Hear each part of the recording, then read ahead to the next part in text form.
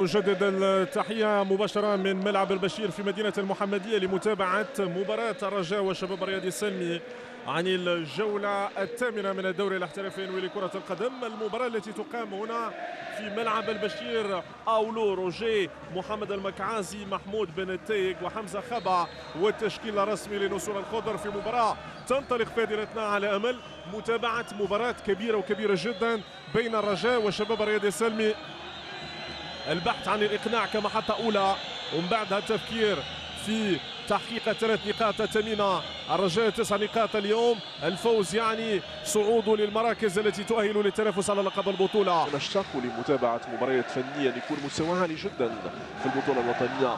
من جالس رمي بن التيق لحمزة خابا بن التيق يلعب كورته في منطقة الجزاء والتغطية ما زال الخطورة الرجاوية في القائم الثاني والتغطية من دفاع شباب الرياضي السلمي.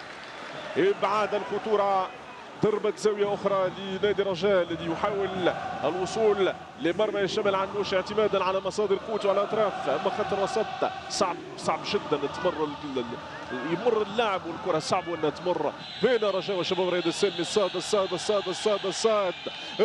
الصاد كان بالامكان افضل. نعم، هدف اول في المباراه لشباب الرياضي السلمي. كان خطا من طرف الحارس في التغطية، والشباب الرياضي السلمي يوفق في بلوغ الهدف عبر جبريل سيلا.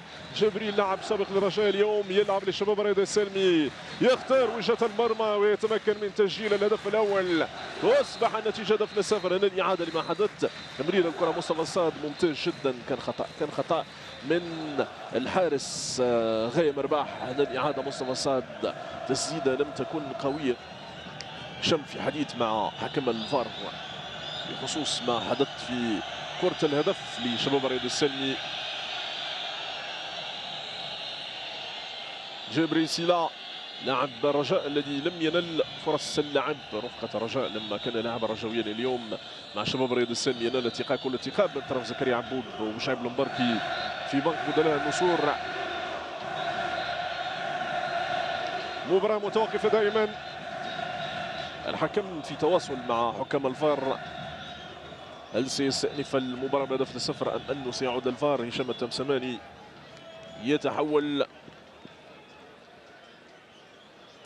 يتجه نحو إكمال المباراة. نترقب جميعا قرار حكم هذه المواجهة سيد هشام التمسماني.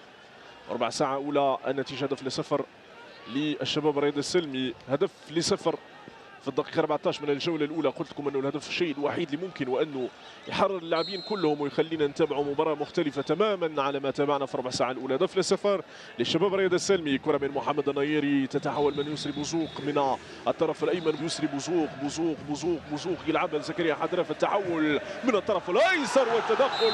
ضربة جزاء يقول حكم المباراة. ضربة جزاء من حكم المباراة هشام التمسماني لنادي الرجاء. تداول الكرة من الطرف الأيسر، نقل الخطورة وضربة جزاء في الدقيقة 22 من المباراة. تفاعل كبير. هنا الإعادة لما حدث سبق الكرة وتدخل دفاع شباب الرياضي السلمي. الحارس هشام العنوش. ضربة جزاء رجوية في الدقيقة 24 من المباراة.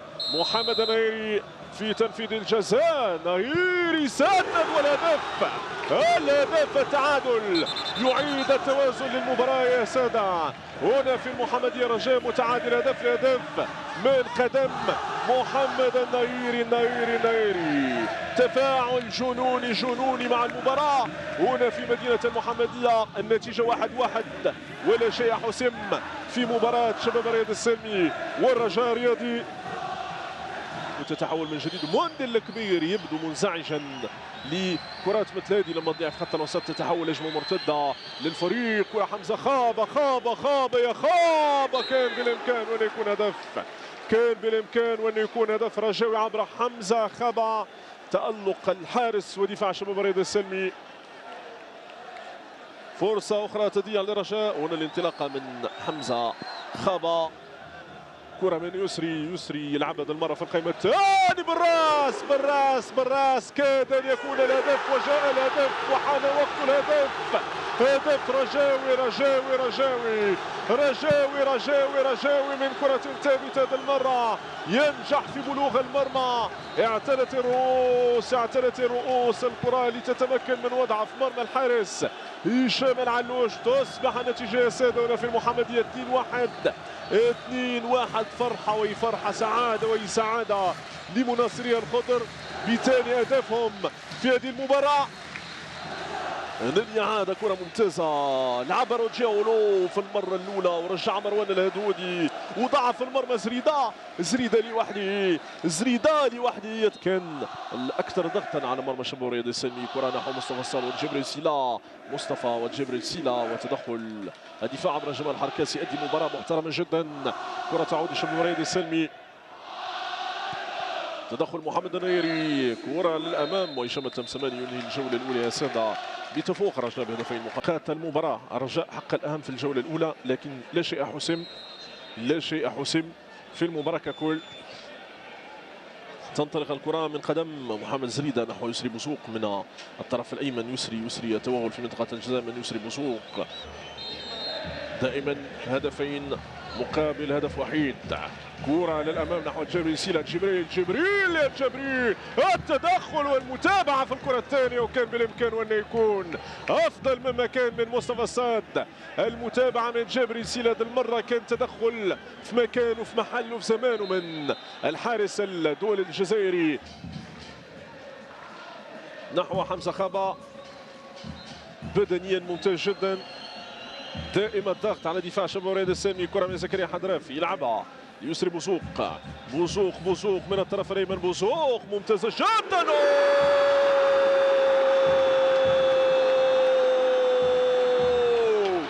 من بوسوق لحضراف عابره لكل الحواجز عابره لكل المحطات. الرجاء ينجح في بلوغ الهدف. تصبح النتيجة يا سادة 3-1. عمل كبير من واحد من نجوم المباراة يسري بوزوق لزكريا حضراف الذي لم يخطئ وجهة المرمى.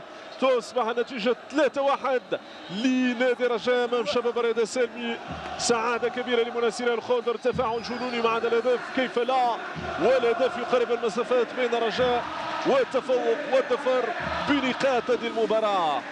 من جديد كرة حسين رحيمي انطلاقة محمد النيري من الطرف الأيمن. محمد يتوغل يلعبها محمد وفي النهاية تدخل دفاع شباب الرياضي السلمي.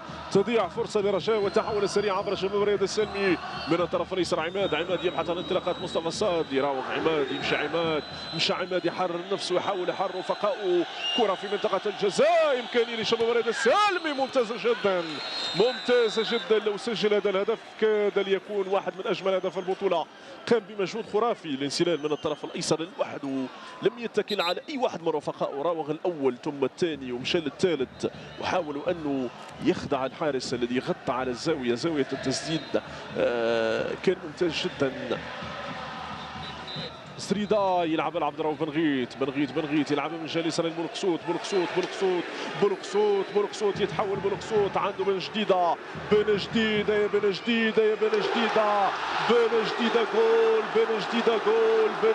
جول الرابع للرجاء في اخر دقائق هذه المباراه.